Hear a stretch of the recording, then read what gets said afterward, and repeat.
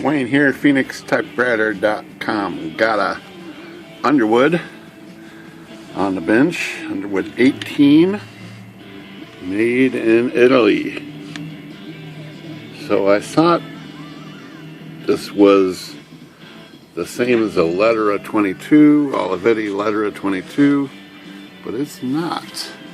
It is definitely the same size, and like I said, could have swore this was a Olivetti under the covers, but it looks more to be something else besides Olivetti. So it's got a shift motion problem. Take this thing out of the case here. This thing out, it's not too hard. Got it loose already, so it should just come out. Come on, buddy.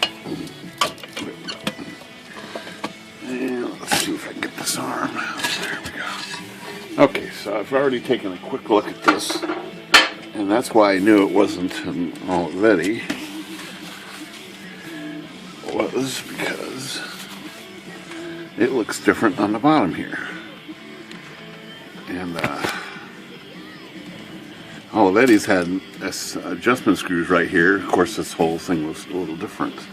So I had to investigate this and see what was keeping, how to adjust this lower case here, or uppercase, lowercase, whatever you want to do to this guy.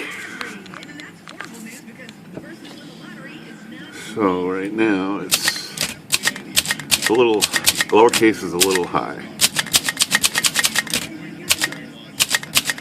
It needs to come up a little. Carriage lift needs to come up a little. Just a little like that.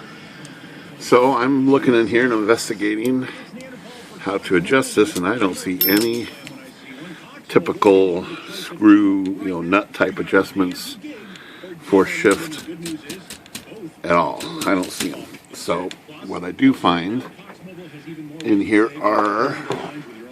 they're hard to see. Get this thing up on an angle here. They are, so the adjustments are right in here. So here is the uppercase right here. Right, see this piece of metal right there?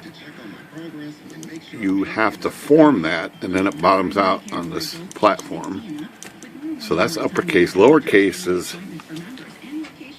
is also a tab, and it's right. Hard to see but it's right.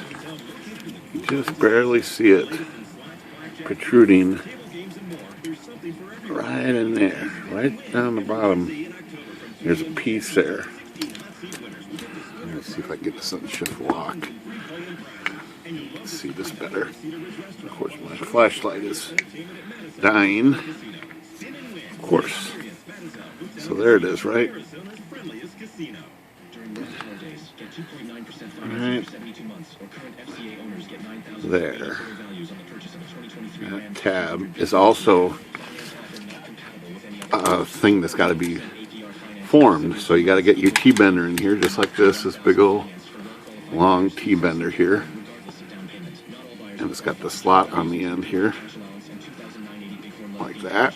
You have to reach in here, right, and get it on that tab. You can do the same thing for uppercase, but this one I'm adjusting the lowercase right there, and then I'm going to want it to go down a little bit. So I'm going to twist this and form it down ever so slightly, just like that. I know that was hard to see on camera, if not impossible. Let's see what happens here. So there's the H. Let's see if it changed. Oops. Lowercase. Oh, see, it's too low now. So I went too far with that adjustment, which does not surprise me at all. So I'm going to get back in here and see if I can adjust that back up just a little bit, ever so slightly. I just moved it a little. Let's hope it's right. No, I don't think I moved it at all. Oh.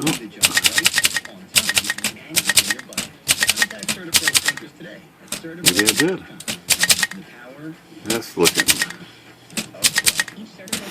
I think that's good enough. That's kind of a strange adjustment. That's not so. It's not as precision as you would think it should be. But I think that's close enough for this style typewriter. But that was kind of odd, those shift stops and the way they adjusted. I have never seen them use a forming type adjustments for both upper and lower case. That's unusual. Also improved the bell on this thing. I increased this spring right here, this one under here, right there, and also adjusted this hammer slightly, got it to ding a little better. It's still a little light, but that's as much as it gets. So I tightened up the spring under here and adjusted this clapper to strike just right and get this maximum ring out of that bell. Alright, so this is ready to go. Get the thorough cleaning it's going to get, and then fix it all up, get it ready for sale. Type's really good. It feels like a letter at 22, but I don't think it is. Alright, Phoenix Typewriter, good day.